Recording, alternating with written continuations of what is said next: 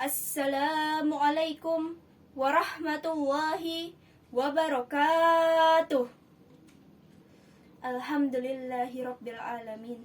Assalatu wassalamu ala ashrafil anbiya'i wal mursalin, ala sayyidina wa maulana Muhammadin wa ala alihi wa sahbihi wasallam, amma ba'du. Pertama-tama dan yang paling utama, marilah kita panjatkan puji dan syukur kita atas kehadirat ilahi Rabbi, yang atas izin dan karunia-Nya lah saya dapat menyampaikan kultum singkat ini. Salawat berbingkaikan salam semoga tetap tercurahkan kepada suri tauladan kita, Nabiullah Muhammad Sallallahu Alaihi Wasallam, yang telah membimbing kita dari zaman jahiliyah menuju zaman yang terang benderang ini. Bapak Ibu Guru yang saya hormati, dalam video ini saya akan membawakan kultum singkat dengan tema kebinekaan. Bhinneka Tunggal Ika adalah semboyan negara tercinta kita, negara Indonesia. Semboyan ini memiliki arti yang sangat indah, yaitu berbeda-beda namun tetap satu. Perbedaan adalah suatu hal yang pasti ada dalam diri setiap orang. Perbedaan dan keberagaman merupakan sebuah niscaya yang sangat besar dari Allah Subhanahu wa Ta'ala yang sepantasnya kita syukuri. Hal ini tidak dapat kita hindari dalam kehidupan manusia. Perbedaan muncul dari berbagai aspek, seperti perbedaan suku, perbedaan ras, perbedaan bangsa, hingga perbedaan agama. Sehingga tidak jarang kita temui perselisihan pendapat yang terjadi antara agama satu dengan yang lainnya, ataupun antara suku satu dengan yang lainnya. Bapak Ibu Guru yang dirahmati Allah Subhanahu wa Ta'ala, Islam mempunyai peran penting terhadap terbentuknya negara Indonesia. Sejak dulu, umat Islam di Indonesia senantiasa menghormati adanya perbedaan-perbedaan yang ada untuk menuju sebuah satu kesatuan sesuai dengan semboyan bangsa Indonesia, yaitu Bhinneka Tunggal Ika. Lantas, bagaimana perbedaan menurut sudut pandang Islam? Dalam sudut pandang Islam, perbedaan adalah sebuah fitrah yang kemudian diimplementasikan oleh umat Islam di Indonesia dalam kehidupan berbangsa dan bertanah air. Bapak Ibu Guru sekalian, saat ini umat Islam mempunyai tantangan yang sangat besar. Setelah munculnya stigma negatif radikalisme dalam Islam, dengan memunculkan kelompok-kelompok garis keras yang mengaku bahwa dirinya adalah seorang Muslim, kini telah muncul stigma baru bagi umat Islam, yaitu anti kebinekaan dan anti Pancasila. Seperti yang kita tahu, kebinekaan dan toleransi bukanlah hal yang baru dalam Islam. Bahkan dalam hal kesukuan hingga kebangsaan, Islam sangat mengakui adanya keberagaman. Bahkan telah Allah jelaskan dalam surah Al-Hujurat ayat 13. Allah telah sampaikan dengan sangat jelas dalam ayat tersebut bahwa manusia telah diciptakan berbangsa-bangsa dan bersuku-suku agar dapat saling mengenal. Keberagaman merupakan sunatullah yang tidak dapat kita rubah. Bagi seorang Muslim, hendaknya ini menjadi ujian atas apa yang telah Allah berikan. Hal ini tersirat dalam surah Al-Maidah ayat 48.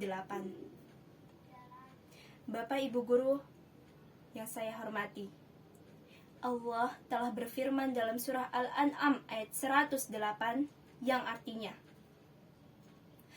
"Dan janganlah kamu memaki sembahan-sembahan yang mereka sembah selain Allah, karena nantinya mereka akan memaki Allah dengan melampaui batas tanpa pengetahuan. Demikianlah kami jadikan setiap umat menganggap baik pekerjaan mereka. Kemudian kepada Tuhan mereka lah kembali mereka. Lalu Dia memberitakan kepada mereka apa yang dahulu mereka kerjakan.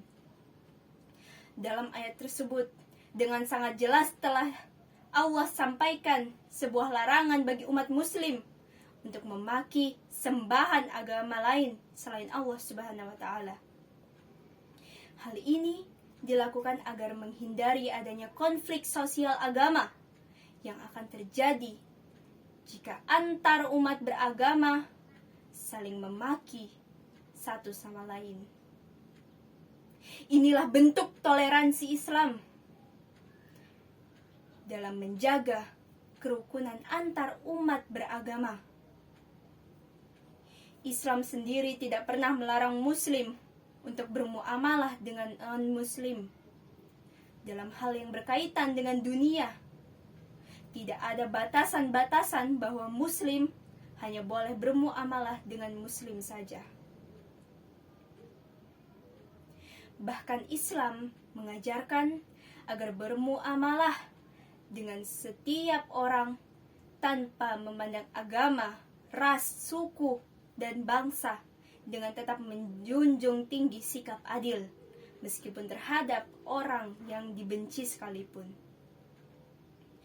Dalam surah Al-Maidah ayat 8 disebutkan bahwa seorang mukmin hendaklah menegakkan kebenaran karena Allah Subhanahu wa taala dan menjadi saksi dengan adil. Kemudian dilanjutkan dengan larangan agar kebencian terhadap suatu kaum tidak menjadikan umat muslim berlaku tidak adil terhadap kaum tersebut. Bapak Ibu guru rahimakumullah, saat ini kita sedang menghadapi masa-masa sulit di masa pandemi. Kita sedang menghadapi cobaan besar, yaitu pandemi COVID-19. Banyaknya konflik mengenai agama tidak dapat kita hindarkan. Perasaan diperlakukan tidak adil antar umat beragama pun terus terjadi.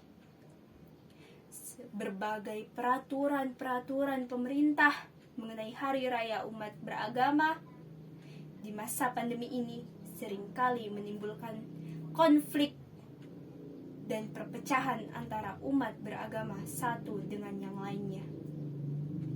Kini nilai-nilai kebinekaan terus menipis karena adanya adu domba yang menumbuhkan kebencian satu sama lain. Lantas, apakah kita juga perlu menjadi salah satu di antara mereka? Di antara mereka yang meruntuhkan nilai-nilai kebinekaan, di antara mereka yang menyebarkan kebencian? Astagfirullah. Jangan lakukan itu. Sebagai seorang muslim, hendaklah kita menghadapi cobaan besar ini dengan terus berusaha, berjuang, dan selalu bertawakal kepada Allah Subhanahu wa taala agar cobaan ini dapat segera berlalu. Akhirul kalam, sekian kultum dari saya. Wassalamualaikum warahmatullahi wabarakatuh.